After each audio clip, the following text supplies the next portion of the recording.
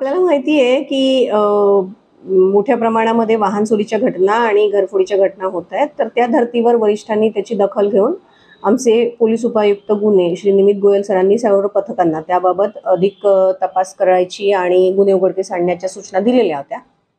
त्यान्वये आमच्या पथकाचे पोलीस अंमलदार अश्विन मांगे यांनी त्यावर थोडासा अभ्यास केल्यानंतर त्यांना पोलीस स्टेशन MIDC येथील एक गुन्हा 428/24 याच्यामध्ये एक तांत्रिक पुरावा उपलब्ध झाला आणि त्याच्यावरून त्यांच्या लक्षात आलं की हा जो गुन्हा आहे हा 2 विधी संघर्षग्रस्त बालकांनी केलेला आहे।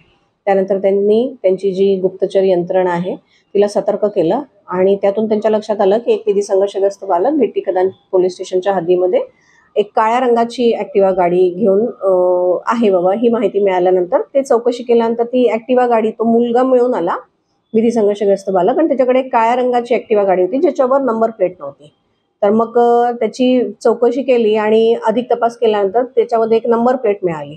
त्याला त्याच्याबद्दल विचारपूस केल्यानंतर त्यांनी सांगितलं की पोलीस स्टेशन कोतवालीमध्ये एक 158 क्रमांकाचा गुन्हा होता, त्याच्यामध्ये त्यांनी ती गाडी चोरलेली होती आणि त्याच्यासोबत आणखी एक विधी संघर्षग्रस्त बालक होता आणि ही गाडी तो वापरत होता। त्याचवेळी मग त्याला MIDCच्या ज्या गुन्ह्याबद्दल आम्हाला माहिती होती त्याबद्दल विचारली तर त्यांनी सांगितलं की ती पण गाडी त्यांनी चोरलेली आहे आणि त्याच दुसऱ्या विधी संघर्षग्रस्त बालकाच्या मदतीने ती चोरलेली आहे।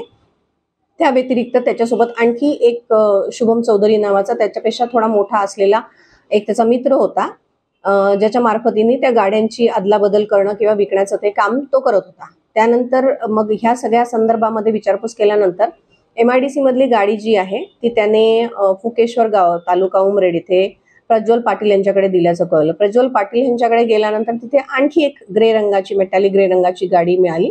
त्यांना विचारल्यानंतर त्यांनी सांगितलं की शुभम चौधरीनी त्यांना ती दिलेली होती। मग शुभम चौधरीला विचारल्यानंतर ती गाडी त्याला सर्वेश उर्फ टीटू परिहारनी दिल्याचं कळलं। तर अशा प्रकारे हे 2 विधी संघर्षग्रस्त बालक यांनी कोतवाली पोलीस स्टेशन मधील 158 क्रमांकाच्या गुन्ह्यामधली MIDC मधील 428 क्रमांकाच्या गुन्ह्यामधली गाडी चोरल्याचं निष्पन्न झालं। त्याचवेळी त्यांच्यासोबतचा जो मित्र होता शुभम चौधरी यांच्या मार्फतीने आणखी पोलीस स्टेशन MIDC मधला 674 क्रमांकाच्या गुन्ह्यामधली आणखी एक मेटॅलिक ग्रे कलरची एक्सेस गाडी आम्हाला मिळाली, ती आम्ही ताब्यात घेतली।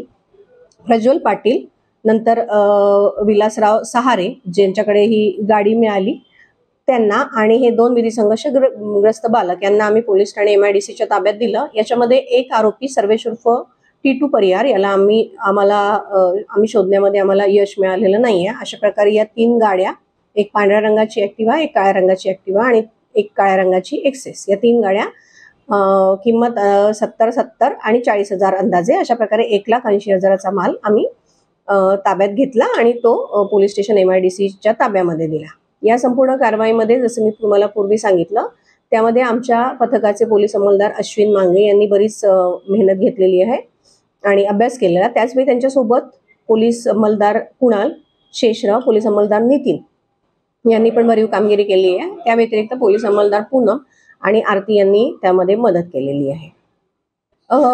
हे जे 2 विधी संघर्षग्रस्त बालक आहे हे स्वतः वेगवेगळ्या ठिकाणी वेगवेगळे कामं करत आहेत, त्यांना त्याचा पगार पण मिळतो, पण या व्यतिरिक्त अधिक पैशाच्या याच्यातून आणि घरची परिस्थिती म्हणजे मुलांना योग्य संस्कार नाही किंवा शिक्षणाच्या अभावामुळे ते रात्रीतून फिरायला जायचे आणि रात्रीतून ज्या ठिकाणी त्यांना संपूर्ण शहरामध्ये म्हणजे पोलीस ठाणे कोतवालीच्या हद्दीमध्ये त्यांनी संगम टॉकीजच्या जवळून गाडी उचललेली आहे। त्याचवेळी त्यांनी हिंगणा MIDC मध्ये हिंगणाच्या तिथून गाडी उचललेली आहे। तर त्यांना जी लॉक न केलेली गाडी मिळाली त्या गाड्या त्यांनी रात्रीतून उचललेल्या आहेत आणि या गाड्यानंतर मग त्यांनी शुभम चौधरी याच्या मार्फतीने किंवा आणि कोणाच्या मार्फतीने या विकलेल्या आहेत किंवा स्वतः वापरलेल्या आहेत।